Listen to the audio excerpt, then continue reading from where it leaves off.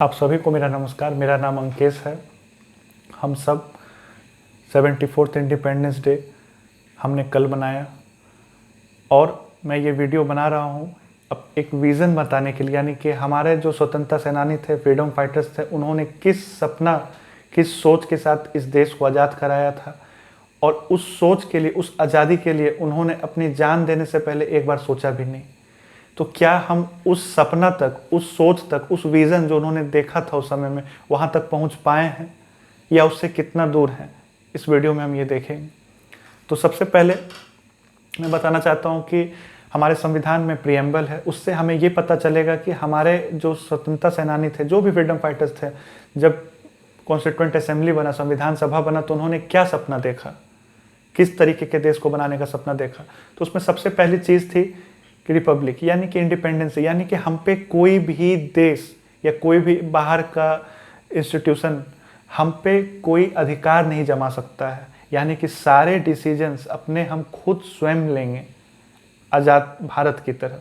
दूसरा बात था कि न्याय, सामाजिक, आर्थिक और राजनीतिक, ये तीन न्याय के बारे में बात की गई थी। आगे हम देखेंगे ये कितना पूरा हो पाया है।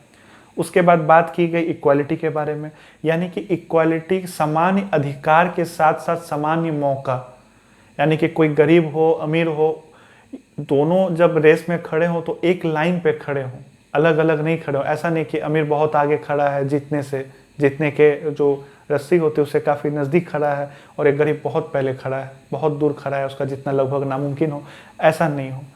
उसके बाद हमने बात की थी यूनिटी की, यानी कि एकजुटता की, भाईचारे की। अब इसमें कितना हमने इस चीज़ों को पूरा किया है या नहीं किया, ये हम जानते हैं और आगे भी हम देखेंगे। इससे पहले मैं आपको एक वाकया बताना चाहता हूँ जो B.R. अम्बेडकर का है। उन्होंने ये अपने एक स्पीच में कहा था, ये एक टुकड़ा है और ये बहुत दिलचस्प है और बहुत महत्वपूर्ण है। और जब आज के समय में हम इसे सुन रहे हैं, हम और आप, तो ऐसा लगता है कि किसी ने भविष्यवाणी की थी और आज वो पूरा हो रहा है। तो 25 नवंबर 1949 यानी कि 1949 में वो स्पीच दे रहे हैं। ये स्पीच में वो कहते हैं कि 26 जनवरी, आने वाले 26 जनवरी को, यानी कि 1950 में हमें अपना संविधान मिल जाएगा और हम एक तरीके से संवैधानिक तौर पे आज़ाद हो जाएंगे। लेकिन क्या ये आज़ादी बनी रहेगी? ये अपना चिंता व्यक्त करते हैं, वो बहुत परेशान रहते हैं कि जो हम आज़ादी मिला है हमें, क्या ये बरकरार रहेगा, क्या ये आज़ादी आगे भी रहेगी और कितने साल तक रहेगी। ये चिंता उनका ऐसे ही यूं ही नहीं था दोस्तों। ये चिंता उन्होंने इसलिए व्यक्त की थी क्योंकि उनको ये डर था। वो डर इतिहास को लेके था, क्योंकि इतिहास में कुछ लोगों ने मोहम्मद गोरी को बुलाया था आक्रमण करने के लिए, सिर्फ सत्ता हासिल करने के लिए। उसके बाद अंग्रेज आए, उन्होंने डिवाइड एंड रूल एक तरीके से प्ले किया, यानी कि समाज को तोड़ा, लोगों का अपना सेल्फिश इंटरेस्ट के लिए लोग अपने लिए रहे और लोग के लिए जो राज्य का, यानी कि देश का जो इंटरेस्ट था वो पहले नहीं, अपना इंटरेस्ट पहले आ गया। उन्होंने एक और वाकया रेफर की, उन्होंने एक और इंसिडेंट रेफर किया। उन्होंने कहा जब शिवाजी लड़ रहे थे, यहाँ पे लोगों के बराबर अधिकार के लिए लड़ रहे थे, आज़ादी के लिए लड़ रहे थे, तो उन्हीं के कुछ साथी राजा जो भारत के ही थे, उन्होंने उनके अगेंस्ट काम किया, विरोधी के साथ मिलकर काम किया। तो उनका कहना था कि क्या आगे देश में ऐसा नहीं होगा, क्यों? और वो इसके साथ ही एक बात और ये कहते हैं कि भारत देश में आने वाले समय में ऐसी कई राजनीतिक पार्टियां बनेगी जो धर्म के आधार पर काम करेगी राजनीति में, और कास्ट के नाम पे पार्टियां बनेगी। और देखिए, और आज हम और आप देख सकते हैं, चाहे बिहार हो, यूपी हो, अन्य राज्यों भी हो, किस तरीके से पार्टी, वोट बैंक पॉलिटिक्स जो होता है, और यह धर्म के आधार पर बड़ी से बड़ी और छोटी से छोटी पार्टी काम करती है, वोट लेती है। उन्होंने कहा कि दिक्कत ये नहीं है कि राजनीतिक पार्टियां बनेगी, पॉलिटिकल विल बनेगा, यानी कि हमारा आपका जो पब्लिक है, जो लोग हैं, उनका सोच भी बनेगा राजनीतिक पार्टियों की तरह। उनका ये आशंका था जो आज सच साबित होता हुआ दिखता है दोस्तों। वो उन्होंने कहा था अपने स्पीच में कि आने वाले समय में लोग का सोच बनेगा, लोग समर्थन देंगे धर्म के आधार पर, जाति के आधार पर। उनका कहना था देखना ये होगा कि लोगों के लिए पहले धर्म और जाति रहेगा या पहले देश को वो रखेंगे। तो उन्होंने 3 वार्निंग्स दी, यानी कि 3 वार्निंग में उन्होंने पहला बात ये बताया कि हमने कॉन्स्टिट्यूशन के माध्यम से पॉलिटिकल इक्वालिटी तो दे दिया, यानी कि एक आदमी का एक वोट, SC ST को रिजर्वेशन दे दिया, सीट्स वगैरह में रिप्रेजेंटेशन दे दिया, सब ठीक है, हमने पॉलिटिकल इक्वालिटी तो दे दी। लेकिन जो सामाजिक न्याय है, यानी कि सोशल इक्वालिटी, इकोनॉमिक इक्वालिटी है, उसका क्या? आज हम देख सकते हैं कि इकोनॉमिक इक्वालिटी क्या हमने गेन किया है? बिल्कुल नहीं। कितने प्रतिशत लोग हमारे भारत में गरीब हैं?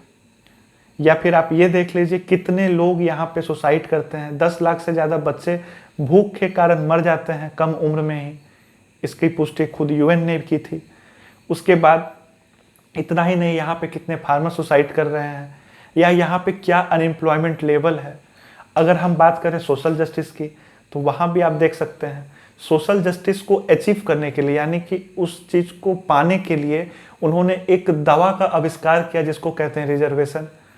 और हमारे नेता ने, यानी कि हमारे पूर्वज में भी जो नेता रहे, जवाहरलाल नेहरू के टाइम से आज मोदी तक, क्या किसी ने उस सिस्टम को बदला? नहीं, बल्कि हम डिमांड करते रहे, हम खुद भी डिमांड करते रहे कि मराठा भी डिमांड, अभी हाल फिलहाल में मराठा लोगों ने रिजर्वेशन की डिमांड की, जाट लोगों ने रिजर्वेशन की डिमांड की, पटेल वगैरह लोगों ने रिजर्वेशन की डिमांड की।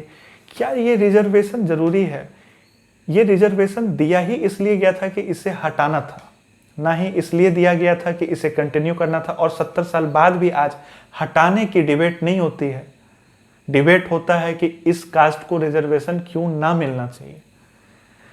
उसके बाद आगे बढ़ते हैं। उनकी दूसरी और बहुत बड़ी चिंता ये थी कि अगर आप किसी भी लीडर को हीरो बनाते हो, अगर आप उसको पूजने योग्य बनाते हो, तो कभी भी आप डिक्टेटरशिप की ओर बढ़ रहे होंगे। और तीसरी उनकी चिंता ये थी कि भारत में बिल्कुल ही लोगों में भाईचारा नहीं है, लोग एक दूसरे को एक नहीं समझते हैं, यानी कि हम आपस में एक दूसरे को एज ए इंडियन नहीं देखते हैं, कास्ट के रूप में, रिलीजन के तौर पे बांट के देखते हैं। और हम ही नहीं, भारत के जो राजनीतिक पार्टियां हैं, नेता हैं, वो लोग भी इस तरीके का स्पीच देते हैं और बातें करते हैं। दोस्तों, ये सारी बातें तो हैं, सवाल ये नहीं है कि राजनीतिक पार्टियां क्या करती है, लेकिन 2 महत्वपूर्ण चीज़ आज हमारे सामने खड़ा है। पहला कि जो ये विज़न मैंने आपको बताया, जो हमारे पूर्वजों ने देखा था, जिसके लिए उन्होंने जान दी थी, क्या उसके तरफ हम बढ़ भी रहे हैं या हम उससे उल्टा दूर जा रहे हैं, उस विज़न से, उस सोच से, उस सपना से। और दूसरा सबसे बड़ा सवाल मेरा दोस्तों ये है कि क्यों हम यंग लोग जो इस देश के भविष्य हैं, भविष्य ही नहीं है, हम ही में पोटेंशियल है कि इस सिस्टम को, इस वे ऑफ थिंकिंग को हम बदल सकते हैं। क्यों हम भी इस ट्रैप में फंस रहे हैं और पॉलिटिकल पार्टी के विल में जुड़ते जा रहे हैं, यानी कि एक धर्म के आधार पर सोचना शुरू कर देते हैं। आज के समय में हम एक पार्टी के सोच से हम सोचना शुरू कर देते हैं। क्यों जरूरी है? क्या देश के लिए पहले सोचना जरूरी नहीं है? तो सवाल ये है कि वो समय आज आ गया है दोस्तों, जब हमें सच में चुनाव करना है कि हमारे लिए पहले धर्म और जाति है। क्या हम हर चीज को, हर मुद्दे को, हर परेशानी को, हर इंसिडेंट को धर्म के दूरबीन से देखना बंद करेंगे? और ये आज के डेट में चॉइस नहीं है, इसको बंद करना ही पड़ेगा। और ये हम यंग लोगों को करना है। और समय आ गया है कि हम देश को पहले रखें और धर्म को पीछे छोड़ दें। धन्यवाद।